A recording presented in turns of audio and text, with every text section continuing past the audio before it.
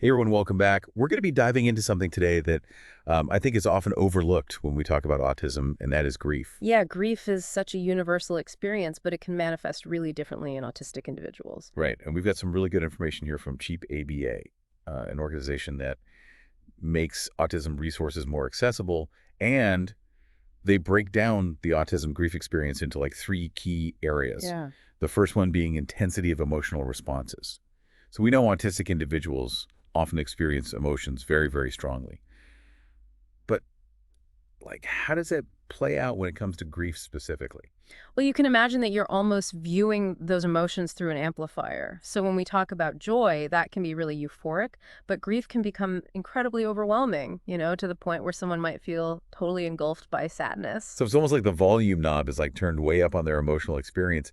Kind of makes me wonder, is there like an evolutionary reason for this heightened emotional processing in autistic individuals? Yeah, that's a fascinating question, and honestly, researchers are still exploring it. But one theory is that this sensitivity could actually be linked to a greater capacity for empathy and compassion. That makes sense because to Yeah. really understand and share someone else's emotions, you have to be able to, feel your own very deeply. Exactly. So it's interesting to think about it that way. Okay, moving on from intensity of emotional responses, another key area is sensory sensitivities. And we know a lot of autistic individuals experience the world in a heightened sensory way. So how does that play into grief? Well, think about it. Many people are either hypersensitive, so certain sounds or textures or lights feel really, really intense, or they're hyposensitive, so they're seeking out strong sensory input to kind of feel grounded. Right. And some are sensory seeking, and they engage in things like repetitive movements to kind of regulate their sensory system. Okay. So now you layer on top of that the really intense emotions of grief. Right. It's like the world is just suddenly like assaulting your senses at a time when you're already feeling super vulnerable. Yeah. And then the third area that Cheap ABA highlights is executive functioning challenges. Yeah. So remind me what executive functioning is again. So executive functioning is referring to those higher level cognitive skills that we use to plan and organize and regulate emotions and make decisions. So think of it like the air traffic control system of your brain. Okay. It's directing attention, it's helping you manage complex tasks. Got it. And in autistic individuals, these functions might already be working a little bit differently. And when grief comes in and everything feels chaotic and overwhelming, those challenges are going to be even more pronounced. So for someone who's already having a hard time with things like planning or emotional regulation, hmm the added stress of grief just makes it like 100 times harder. Exactly. Imagine trying to plan a funeral or deal with legal paperwork or just manage daily tasks when you're also dealing with those intense waves of grief. Yeah, I can see how that would feel incredibly overwhelming. It's like running a marathon, but you've got weights on. Right. The cognitive load is just so heavy. It's a lot to carry. It's important to remember, though, right, that everyone's experience is different. What might be totally overwhelming for one person might be manageable for another. Absolutely. And that's why it's so important to really understand the individual and their specific needs and their unique ways of processing the world. So we've talked about the heightened emotional responses, the sensory sensitivities, the executive functioning challenges. All of that really paints a picture of how complex grief can be for autistic individuals. Yeah. But Cheap ABA also points out that grief isn't always about death. Right. There are other things that can trigger those feelings of loss and sadness. Yeah, and a lot of times it comes back to the importance of routine and predictability for a lot of autistic individuals. Right, so even seemingly small changes can trigger a lot of distress. Exactly. Like, let's say, for example, an autistic individual thrives on routine and has a very specific way they like to start their day. And then something disrupts that routine, like a change in plans or an unexpected visitor. Now, to a neurotypical person, that might just be a minor annoyance. Right. But for that individual, it can cause a lot of anxiety and distress. Yeah, and it's not just inconvenience, it's that loss of control and predictability. Right. And that can be deeply unsettling for someone who relies on that routine to navigate their world. I see. Some psychologists actually call this ambiguous loss. Ambiguous loss. Yeah, it's this feeling of grief that comes up when something is lost, but that loss isn't clearly defined or acknowledged. So it's not like a person or an object, but more like a sense of order and stability. Exactly. And because it's less tangible, it can be a lot harder to process and cope with. That makes sense. So in addition to the more obvious triggers like the death of a loved one, autistic individuals might also experience grief in response to changes in routine or disruptions in their environment, or transitions even that we might think of as positive. Exactly, yeah. It's all about understanding how those changes impact their sense of safety and predictability and control. Right. And Cheap ABA also mentions sensory overload as a potential trigger for grief, which at first might seem kind of counterintuitive. Yeah. But I guess when you think about it, if you're constantly being bombarded with sensory input that's difficult to process, it can be incredibly stressful, even traumatic. And that trauma or that prolonged sensory stress, that can definitely be experienced as a form of grief. Interesting. It's a loss of that sense of safety and equilibrium that I think we all crave, but it's even more crucial for autistic individuals who are already navigating a world that can often feel overwhelming. So I'm noticing a bit of a pattern here, whether it's the death of a loved one, a change in routine sensory overload. Mm. It seems like grief in the context of autism often comes down to a disruption of that sense of safety, predictability, control. Yeah, I think you've hit the nail on the head. So understanding that core concept is key to providing effective support. Absolutely. It makes you think about how we approach offering support. How can we be there for someone who's grieving, but also respect their need for space and control, especially since, their experience might not look like what we typically expect. Yeah, that's a really good point.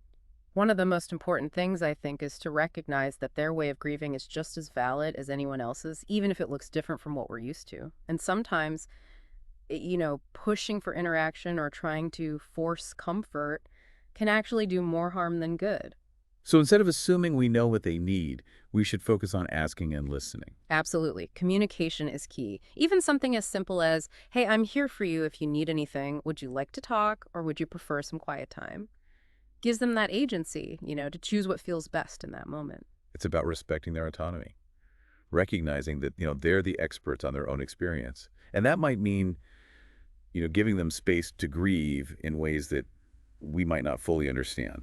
Exactly. And that's where patience comes in, right? Grief doesn't follow a linear path, and it can ebb and flow in unexpected ways. Right. So, there will be days when the individual is more open to connection and other days when they might need to withdraw. We need to honor those fluctuations Right. and avoid putting pressure on them to, move on at a pace that feels comfortable for us.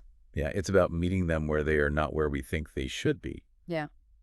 And while we've been focusing on the challenges, I think it's also important to acknowledge the strengths that autistic individuals often bring to the grieving process. Absolutely. They have a unique way of being in the world, and that can offer really valuable perspectives during times of loss. Yeah.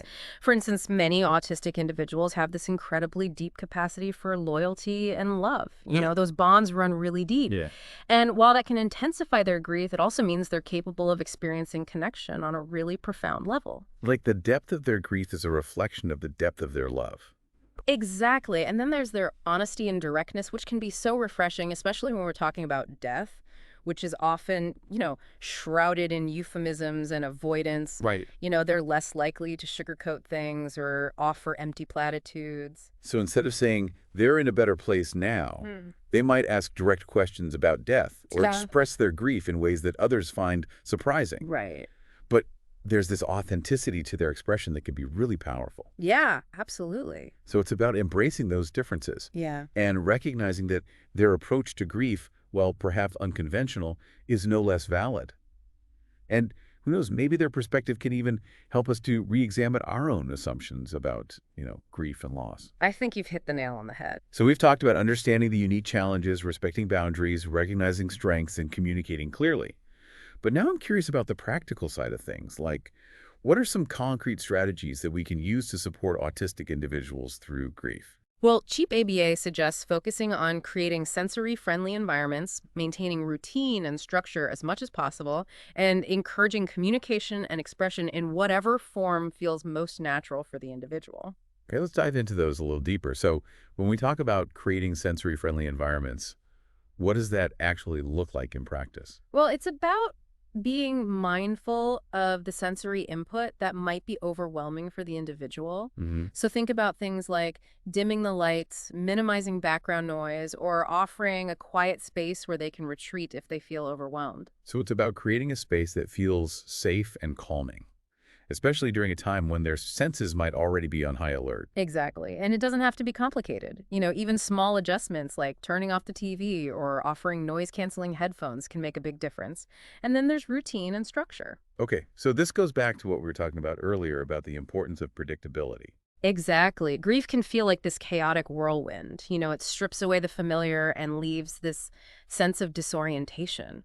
So, maintaining as much routine as possible can provide that sense of stability and grounding during a time of upheaval. So even if their usual routine has been disrupted by the loss, we can try to create new routines or incorporate familiar elements from their old routine into their new reality. Exactly. It could be as simple as sticking to regular meal times, incorporating their favorite activities into the day, or using visual schedules to help them anticipate what's coming next. Visual schedules, that's a great idea, especially for individuals who might struggle with verbal communication or processing spoken information. Right. And speaking of communication, Cheap ABA also emphasizes the importance of encouraging expression, but not necessarily in the way we might expect. Right. Remember, communication isn't always verbal, so we need to be open to alternative forms of expression like art, music, writing, or even physical activity. So instead of pressuring them to talk about their feelings, we can offer them a paintbrush or a musical instrument or just a safe space to move their bodies. Exactly. It's about providing outlets for their emotions to flow in whatever way feels most authentic for them. And sometimes the most powerful communication happens without words at all. So we've covered sensory-friendly environments, routine, and expression, but what about that emotional support piece? Like, how can we offer comfort and validation in a way that respects their boundaries and unique needs? Well, Cheap ABA suggests focusing on active listening validation and offering sensory support. And these are all really simple yet powerful ways to show up for someone who's grieving. Okay. So active listening means really being present with the individual, paying attention to both their words and their nonverbal cues. So it's more than just hearing the words they're saying. Right. It's about observing their body language, noticing their tone of voice, and really trying to understand the emotions behind their words. Exactly. And validation means acknowledging and accepting their feelings without judgment. It's about saying things like, it's okay to feel sad, or your feelings are valid. It's about creating a space where they feel safe to express their grief, however messy or complicated it might be. Precisely. And then offering sensory support goes back to what we discussed earlier about creating a calming environment. It could be as simple as offering a weighted blanket, dimming the lights, or just speaking in a soft and soothing tone. It's about recognizing that their sensory needs might be heightened during grief and making adjustments to accommodate those needs. Exactly. And sometimes the most supportive thing you can do is simply be present with the individual, offering a quiet and non-judgmental presence. Yeah, it sounds like the key takeaway here is to approach supporting someone through grief with a lot of sensitivity and flexibility, Yeah, recognizing that their needs might change from day to day, even moment to moment. absolutely. And remember, offering support doesn't mean we need to have all the answers or fix their pain. Right. Sometimes the most powerful thing we can do is simply listen with empathy and validate their experience. So we've talked a lot about supporting others, but I think it's equally important to talk about self-care for the grieving autistic individual themselves. What are some things that they can do to navigate their own emotional landscape and prioritize their well-being during this difficult time?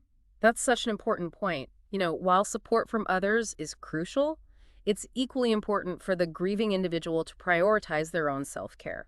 And a lot of what we've already discussed applies here too. Right, so creating those sensory-friendly environments, sticking to routines as much as possible, finding healthy ways to express their emotions, all of that is beneficial for self-care as well. Exactly. But there are a few additional things to consider. First, it's crucial to validate their own feelings. Grief can bring up a whirlwind of emotions, and it's important to allow themselves to feel those emotions without judgment. So that self-compassion piece, Exactly. allowing themselves to grieve without comparing their experience to anyone else's, or feeling like they need to get over it by a certain time. Precisely. There's no right or wrong way to grieve, and what works for one person might not work for another. And remember, seeking support is not a sign of weakness. It actually takes a lot of strength to reach out for help when you're struggling. Yeah. Whether it's from a therapist or a support group or trusted friends and family, having people to talk to can make a world of difference. It's about recognizing that they don't have to go through this alone. And yeah, we've talked a lot about the heavier aspects of grief, but I think it's also important to encourage grieving individuals to find moments of joy and comfort amidst the pain. Absolutely. Incorporating activities that bring them pleasure and a sense of peace can be incredibly healing. So things like spending time in nature, listening to music, engaging in creative pursuits, or connecting with loved ones in meaningful ways. Exactly. It's about finding those pockets of light amidst the darkness and allowing themselves to experience moments of respite from the intensity of grief. It sounds like self-care for someone grieving is all about being gentle with themselves, honoring their needs, and finding ways to nurture their mind, body, and spirit. I couldn't have said it better myself. Okay, so we've covered a lot of ground in this deep dive. We've explored the unique challenges of grief in the context of autism, the importance of understanding and respecting boundaries, the strengths that autistic individuals bring to the grieving process, and the crucial role of both external support and self-care. And we've highlighted the fact that while there are unique considerations, many of the principles of supporting someone through grief apply universally. It's about approaching each individual with empathy, compassion, and a willingness to meet them where they are. Exactly, and by deepening our understanding of the diverse ways in which grief can manifest, we can create a more supportive and inclusive world for everyone. Well said. And on that note, we're going to wrap up this part of our deep dive. You've done a fantastic job of unpacking all of this complex information with me. What stands out to you the most from our conversation so far? What's resonating with you? For me, it's the reminder that grief is not a one-size-fits-all experience. It's deeply personal and influenced by so many factors, including, our neurology, our life experiences, and our support systems. I love that it's a powerful reminder to approach each grieving individual with curiosity and an open mind, rather than imposing our own expectations or timelines. Exactly. Okay, so we're back, ready to kind of wrap up our deep dive into autism and grief. It's been a lot to process, hasn't it? It really has. We've talked about a lot from the, neurological underpinnings of grief to the importance of those sensory-friendly environments and the power of those alternative forms of expression. Yeah, and I think throughout our conversation, one theme that's really come through for me is the importance of empathy. It's like the foundation for understanding and supporting and connecting with autistic individuals as they navigate grief. Absolutely. Without that genuine desire to really understand another person's experience, all those strategies and techniques we talked about, they just aren't going to be nearly as effective. It's empathy that allows us to see the world through their eyes, to really feel the depth of their emotions and respond with compassion rather than judgment. It's about putting aside our own assumptions about, Yeah. what grief should look like and really opening ourselves up to the unique ways in which each individual processes loss. Exactly. And that requires us to be curious, to be non-judgmental, and willing to step outside of our own comfort zones. It means asking questions, listening deeply, and recognizing that there's no one-size-fits-all approach to supporting someone through grief. So as we come to the end of our deep dive, I want to leave you with this thought. The next time you encounter someone who's grieving, whether they're autistic or not, just take a moment to pause and truly listen. Try to see the world through their eyes and honor their experience, even if it doesn't align with your own expectations. Offer your support without judgment. Respect their boundaries, and remember that even the smallest acts of kindness can make a huge difference. A listening ear, a gentle touch, a moment of shared silence. Those are all powerful expressions of empathy that can bring comfort and connection during those times of loss. So well said. And with that, we've reached the end of our exploration of autism and grief. We hope this deep dive has given you a deeper understanding of the unique challenges and strengths that autistic individuals bring to the grieving process, as well as some practical strategies for offering support and creating a more inclusive and compassionate world for everyone. Thanks for joining us.